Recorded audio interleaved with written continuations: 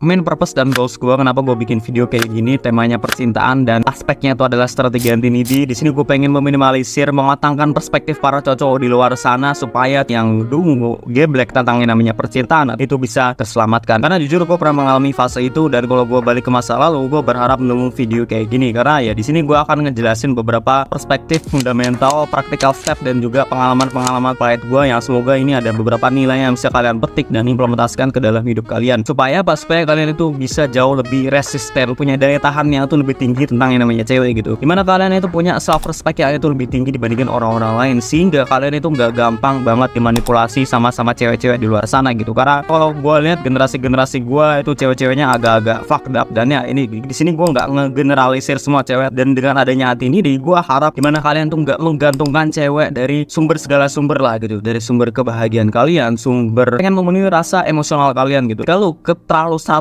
menginvestasikan dan lu ketergantungan dengan namanya cewek, lu menjadikan cewek sebagai sumber kebahagiaan lo, ada banyak banget konsekuensi dungu yang kebanyakan orang hadapi. Dan ya kalian bisa lihat sendiri di berita, ada yang manjat tiang gara-gara sakit hati dan segala macam. Yang sebenarnya tuh level merana itu nggak seberapa gitu. Ya kalau kita ngomongin seberapa merana seseorang, masih banyak orang yang merana di luar sana. Dan aspeknya tuh nggak cuma dari segi cewek-cewek doang. Even though lu sudah di dalam relationship, dimana lu masih bisa menyimpan energi lu untuk sesuatu hal yang ini lebih important gitu. Dan ya di sini gue punya true story ketika lu terlalu menggantungkan cewek lu dari segala sumber gitu. Dan gue dengar cerita teman gue di kampus bahwa temannya gue di kampus itu ngeliat temennya dia itu diri di depan matanya. Setelah ditelusuri alasannya apa, gara-gara cewek gitu. Itu kayak seberapa, itu fucked up banget sih. Lu bayangin sendiri, mak dia sudah nyusui dia, bapak dia udah ngejamin finansial, tapi anaknya mau mengakhiri hidupnya gara-gara satu cewek yang mungkin ya value-nya biasa aja gitu. Padahal kalau kita tarik skopnya lebih luas ya, hidup itu nggak sesempit itu coy. Life is more than this lah gitu. Dimana ada sesuatu hal yang emang lu harus explore, dan ini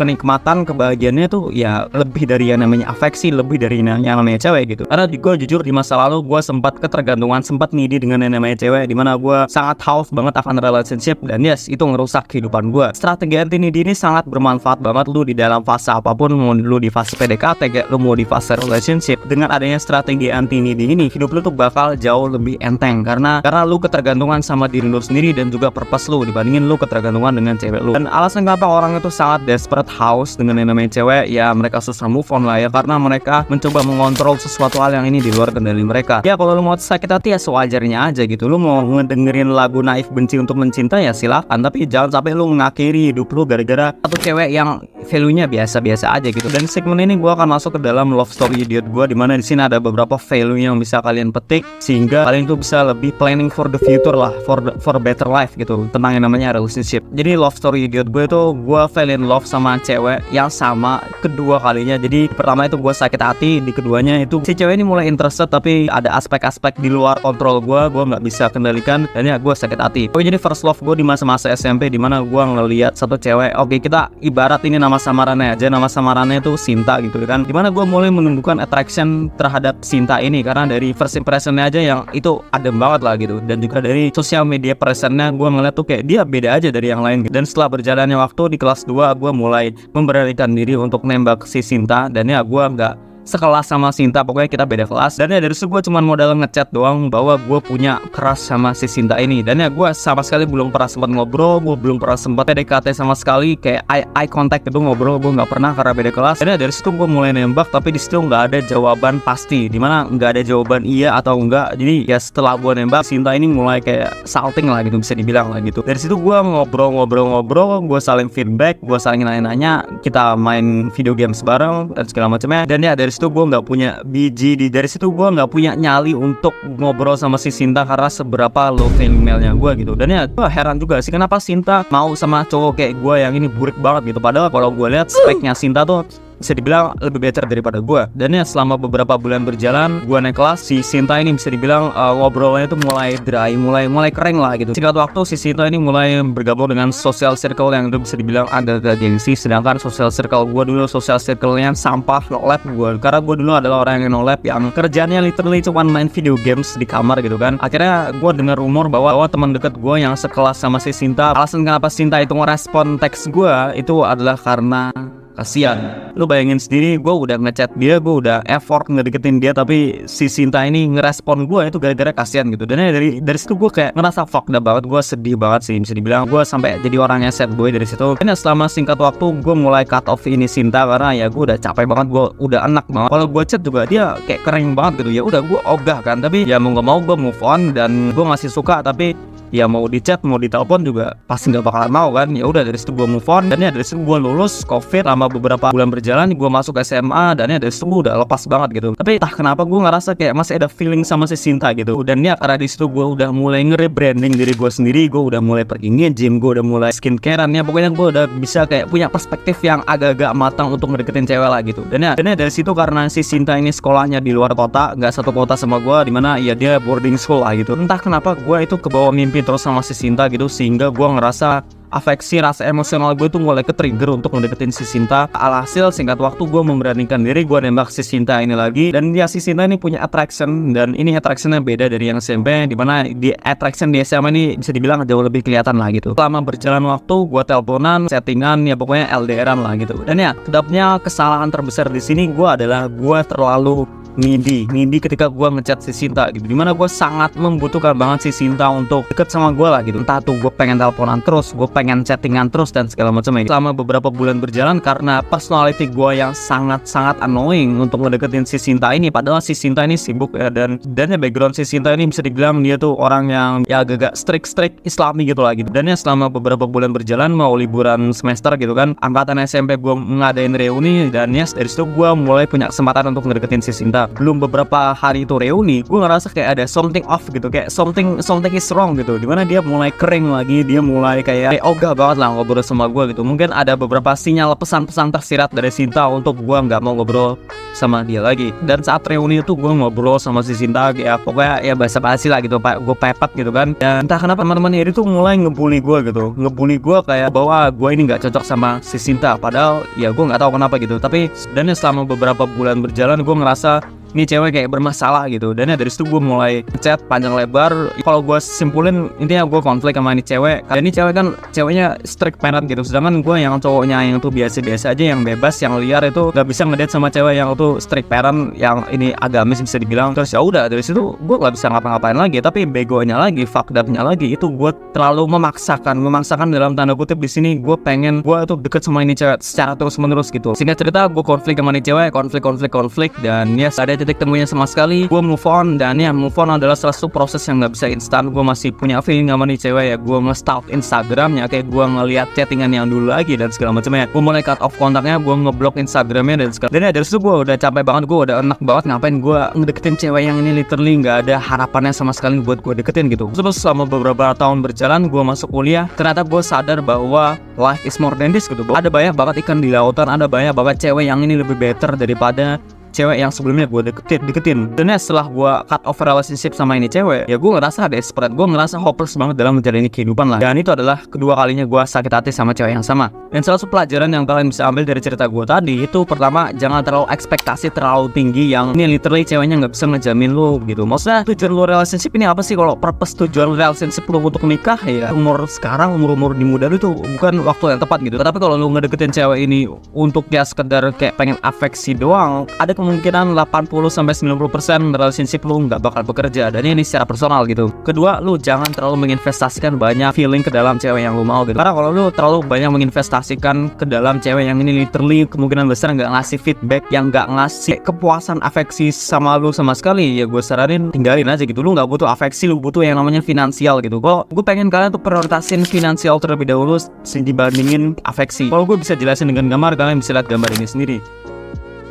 Kalian harus lebih berpikir secara rasional dibandingin irasional gitu. Kalau lo pengen afeksi, kepuasan emosional, itu adalah salah satu hal yang mesti bilang agak-agak irasional, yang nggak bisa 100% lo percaya gitu. Di sini gue akan masuk ke dalam fundamental yang gue pelajari dari cerita tersebut adalah salah satu orang yang ngebangun dan nge-fucked up masa depan lo itu adalah diri lo sendiri. It's you versus you. Itu bukan cewek lo, itu bukan orang tua lo, itu bukan siapapun, tapi ya diri lo sendiri gitu. Dan secara personal gue sekarang single, gue nggak terlalu hopeless banget dengan yang namanya cewek. Jadi ya gue lepas aja gitu. Gue baru sadar bahwa ketika lu punya suatu purpose atau punya prioritas yang ini bener-bener ngebikin lu jauh lebih terisi, lu bakal sadar bahwa cewek hanyalah sebuah distraksi. Dan ini bukan berarti di sini lu jadi orang yang no lab, jadi orang yang ini gak gaul gara-gara oh ya kan gue gak peduli sama cewek, gue masih muda. Ya lu butuh social skill juga untuk tetap ngobrol sama cewek. Lu jangan terlalu fokus sama diri lu sendiri, lu harus belajar untuk tetap bersosialisasi sama lawan jenis gitu. Sekarang gue gak peduli mau se-high value male lu, mau sekaya lu, mau lu sering pergi nge-gym, mau lu atraktif, kalau lu itu nggak punya social skill dan karisma yang jelek, ya itu sama aja nol gitu, nilainya sama aja nol gitu. Selanjutnya lu jangan terlalu berlarut-larut di masa lalu. Life keeps going on. Waktu itu nggak peduli apa yang lo rasakan, waktu nggak peduli mau orang tua lo meninggal, mau apapun itu terjadi sesuatu hal yang negatif, waktu nggak peduli sama hal itu gitu. Waktu tetap jalan terus, waktu nggak akan berhenti gitu. Ya yang lo bisa lakukan, lo harus tetap maju ke dalam arah yang lo pengenkan gitu, dimana lo meningkatkan value lo dari segala aspek gitu. Ya lo bisa ngalamin sakit hati, lo bisa mengubah bagaimana cara lo bereaksi, ya lo bisa ngegalau, lo ngerasa merana banget kehidupan lo, atau ya lo bisa ngambil taking action sama diri lo sendiri gitu untuk lo mengalahkan rasa depresi lo. Ya karena kalau kita ngomongin depresi itu sifatnya sementara. Ya lo nangis boleh, silakan, batas maksimal lo nangis 2 hari lah gitu. Setelah lo 2 hari lo langsung melakukan sesuatu hal yang ini ngasih benefit sama lo gitu. Percaya sama gue, semua orang itu pasti bakal punya relationship asalkan mereka itu meningkatkan value dan juga kita nunggu yang namanya waktu. Gue punya teman yang ini bisa dibilang value-nya tinggi-tinggi banget. Dia seorang atlet, Instagramnya itu followernya banyak banget.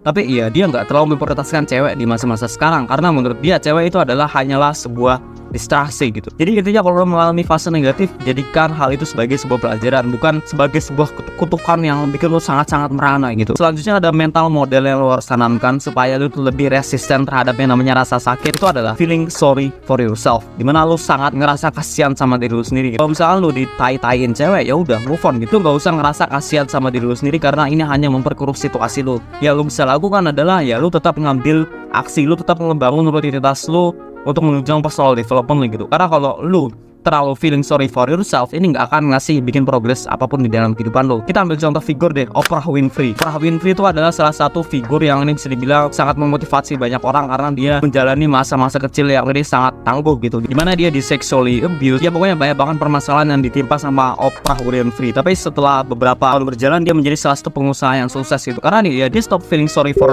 themselves gitu. Gak peduli seberapa buruk tai yang dilempar ke dalam diri lu, ya lu tetap harus keep going gitu. Lu nggak boleh peduli sama opini lu, nggak boleh peduli sama orang yang tai-taiin lu harus tetap keep going, nggak peduli bagaimanapun lu merasakannya gitu. Oke, selanjutnya di sini kita akan masuk ke dalam practical step atau step yang lu harus tanamkan dan implementasikan supaya lu itu nggak terlalu needy. Pertama itu adalah dari segi purpose. Oke, mungkin kalian sudah sering dengar kalimat purpose, tapi kalian nggak tahu definisi arti yang benar-benar mencerminkan nama purpose gitu. Karena kalau kita translatein bahasa Indonesia, purpose artinya tujuan. Kalau kita ngomongin tujuan, menurut definisi gue sendiri itu adalah sesuatu hal yang lo kerjakan, dimana lo pursuing something. Kalau lu visualisasikan dan lu narik diri lu ke masa depan, di 5 tahun ke depan, lu bakal bangga gitu. Oh, gue udah bangga gue melakukan hal ini. Itu adalah salah satu definisi purpose. Karena salah satu bagian puzzle yang gak bisa lepas dari seorang laki-laki, seorang pria, itu adalah purpose. Karena dari quotes Thomas Carlyle sendiri adalah a man without a purpose is like a ship without a rudder. Artinya seorang pria tanpa adanya sebuah purpose itu ibarat kapal tanpa adanya sebuah baling-baling gitu, dimana kapal ini gak bisa belok. Jadi ya udah lurus aja gitu. Lu mau nabrak hiu kayak, lu mau nabrak es batu kayak, lu acur kapal lu, ya udah. Jadi ya lurus aja gitu. Jadi itu pentingnya sebuah purpose. Dan kalau kita ngomongin purpose, ada anak-anaknya lagi. Di sini ada habits, tanggung jawab. Pertama, habits itu udah jelas banget karena mekanisme di dalam kehidupan kita itu sifatnya repetitif, dimana dari pagi sampai malam lu bangun tidur, lu makan, semuanya itu repetitif. Jadi mulai dari sekarang coba prioritaskan 3 habits ini: kesehatan mental lu, fisik, dan knowledge lu. Itu 3 esensial yang lu harus perhatikan supaya lu tuh bisa jauh lebih matang dan juga bisa ningkatin value lu gitu, bisa lebih maju daripada orang-orang lain. Selanjutnya itu dari segi tanggung jawab. Gue sangat yakin bahwa ketika lu sudah berumur 15 tahun ke atas, 15 tahun lebih, hidup udah ada di tangan lu. Lu bisa milih kemana bagian kehidupan mana yang lu inginkan gitu. Lu pengen masuk kuliah, ya itu terserah lu. Lu pengen kerja, lu pengen A sampai Z, ya itu terserah lu gitu. Tanggung jawab di sini intinya gak usah repot-repot banget. Maksudnya ya lu bisa membuat tanggung jawab sendiri. Misalkan lu nyuci piring emak lu, kayak lu ngerapi tempat tidur, lu mulai ngorganisir barang-barang lu supaya rapi dan segala macam. Yang ini dimana semua hal itu udah ada di tangan lu gitu. Mau lu tuh ngerasa depresi, mau lu itu dapetin fisik yang gak sehat, ya itu terserah lu gitu. Maksudnya nobody coming to fucking save you gitu. Orang tua lu tuh udah lepas tangan pasti. Kalau lu udah remaja, udah dewasa, lu mau ngerantau kayak lu mau ini, ya udah semua hal ini di tangan lu gitu. Jadi lu harus belajar untuk ngambil responsibility sekecil apapun itu deh. Contohnya aja ya rapin tempat tidur lu gitu. Selanjutnya remind yourself that it's not the time. Salah satu step yang lu bisa lakukan itu adalah tetap nge-reminding diri lu sendiri bahwa ini bukan waktunya. Kalau kita ngomongin relationship, ini kan ada yang relationship serius banget, ada yang relationship kayak cuman buat mainan gitu. Dan ya gue berharap lu itu bukan seorang fuckboy yang mainin perasaan cewek gitu ya. Maksudnya kalau lu belum nemu yang cocok, belum nemu yang klop banget, ya udah lepas aja gitu. Lu nggak usah maksa-maksa cewek untuk suka sama lu. Karena mau sekeras sekuat apapun, kalau emang si cewek ini ngeluarin red flag, ya si cewek ini nggak bakalan suka gitu. Makanya itu udah jelas kitanya aja yang denial, kitanya aja yang buta fakta bahwa emang cewek nggak suka sama kita gitu. Selanjutnya cut off media sosial. Media sosial adalah salah satu delusi yang kebanyakan orang makan, bahwa ketika kita melihat orang relationship kita pengen juga gitu. Maksudnya ya nggak salah kita pengen relationship, itu ya wajar gitu. Maksudnya ini adalah bukti bahwa lu itu adalah orang yang gak nolep, yang ngebuat lu masih waras karena lu pengen relationship. Tapi ini menjadi sesuatu hal yang berlebihan, dimana lu sangat menggalau-galaukan, terlalu mendramatisir kehidupan lu bakal fucked up gitu. Maksudnya ya coba minimalisir media sosial lu, ganti FYP lu dari yang awalnya cringe banget tentang yang namanya percintaan, quote-quote galau, jadi yang ini lebih informatif gitu. Salah satu kebodohan karena salah satu hal yang bikin gue susah move on itu adalah dari segi media sosial gue, dimana gue nge-like postingan-postingan galau, postingan-postingan yang ini bisa dibilang sangat relate sama fase kehidupan gue. Akhirnya postingannya munculnya itu mulu, sehingga gue makin galau gitu. Jadi gue remind mulu dengan sosial media sama si cewek yang gue suka. Terakhir, never put woman on pedestal. Kalau lu suka cewek ya suka sewajarnya gitu. Kalau lu cinta sama cewek ya cinta sewajarnya, jangan berlebihan gitu. Karena ketika lu terlalu mendewa-dewakan, lu terlalu menjadikan cewek dari segala sumber kebahagiaan lu apapun itu jenisnya, hidup lu bakal hancur. Jadi never put woman on pedestal, sewajarnya aja, karena ya lu harus prioritasin Tuhan lu dibandingin cewek lu gitu. Mendewa-dewakan cewek gitu, lu terlalu ngasih banyak kontribusi ke dalam cewek ini gitu. Ya nggak salah sih, tapi kalau emang si cewek ini literally cuma ngemanfaatin lu dan lu a fucking sim gitu, ya lu bakal hancur. Dari gua, Kim Bung Gopi.